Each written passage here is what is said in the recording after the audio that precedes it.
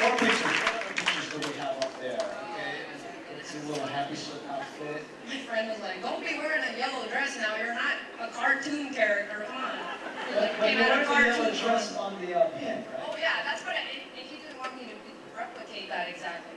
You know, she's doing a little cartoon. You see the Happyslip, and I'm not wearing a Happyslip because it's a jean skirt. You know, but I wasn't trying to be too cartoonish. But I did want to be fun and yellow that day. What other pictures do you have back there? Oh, I'm sorry. So then that's more LA meet and greet. These are people that sent me the pictures, okay? Because I'm really bad about taking MySpace. I don't do this thing, you know. I don't have time. I mean, I guess I could, but I don't, you know, then it takes energy to like upload and stuff. And so I guess I should do a couple of those. And, you know, but these are all, everything on my MySpace are pictures that people send me. And I'm like, thanks, because I like that too. Put it up.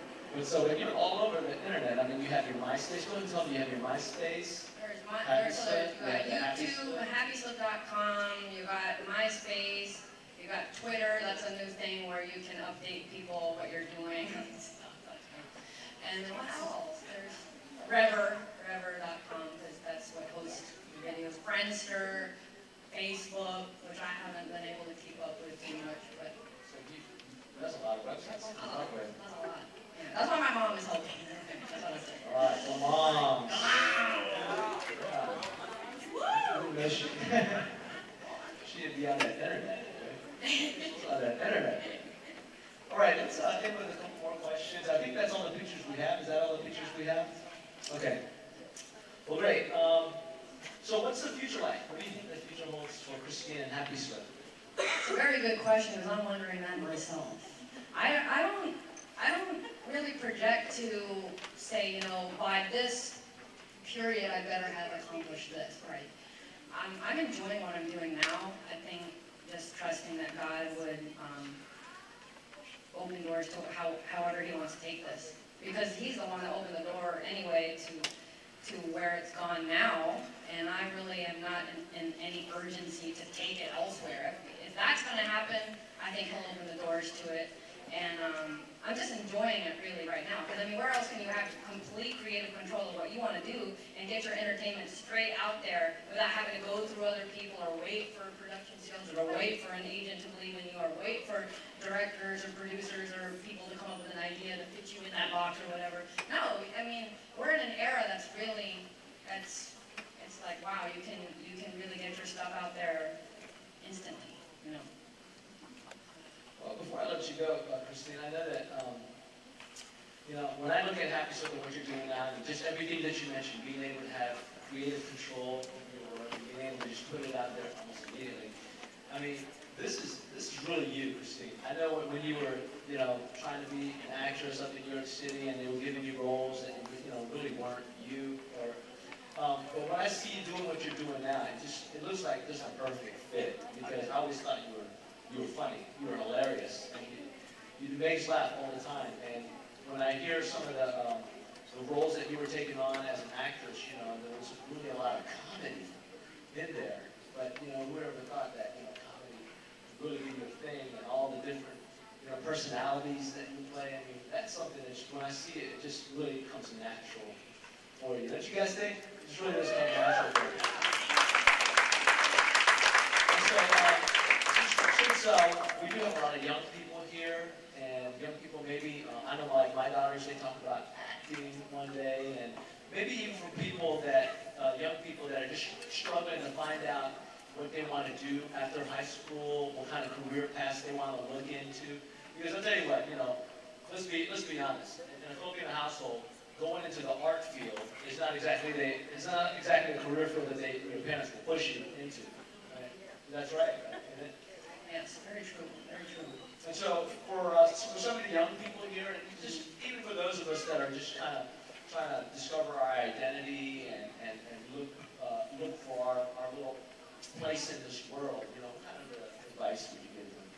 Well, I think just speaking from my own experience, and this comes from a really deep place in my heart, especially these young girls that are really paying attention right now.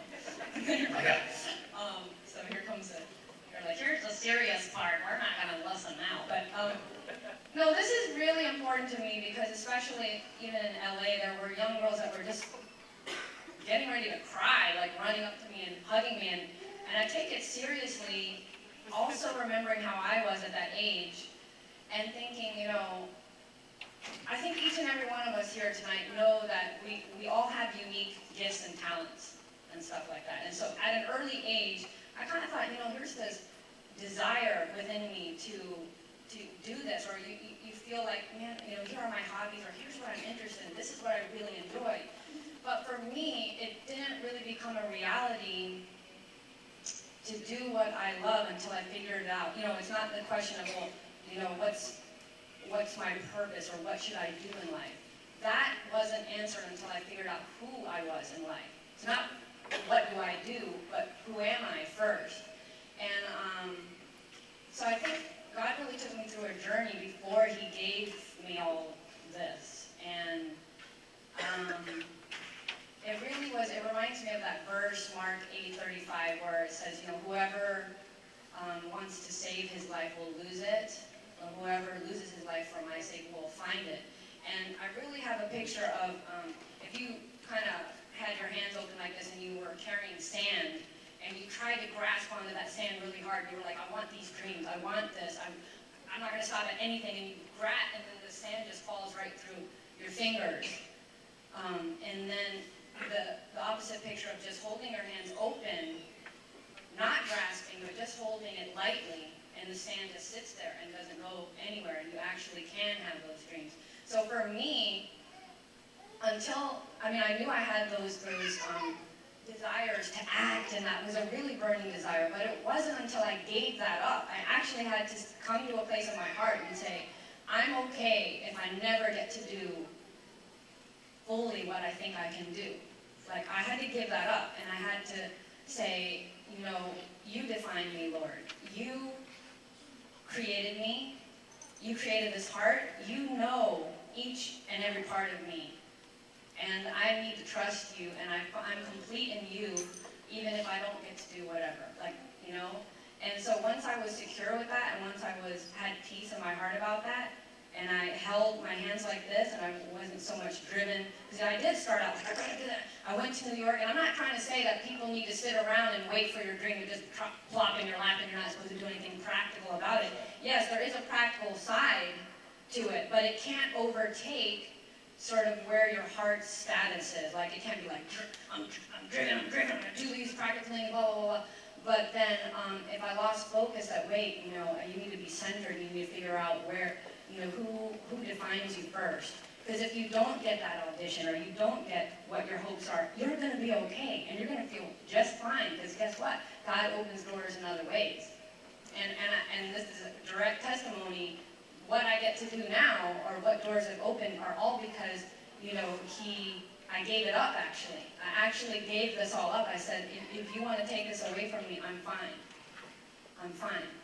And then, once I had peace about it, then all this stuff started happening, and all these doors started opening.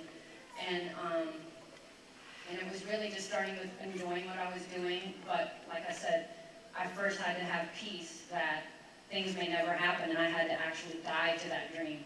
I really did, because I needed to figure out where my security was and who defines me before what defines me.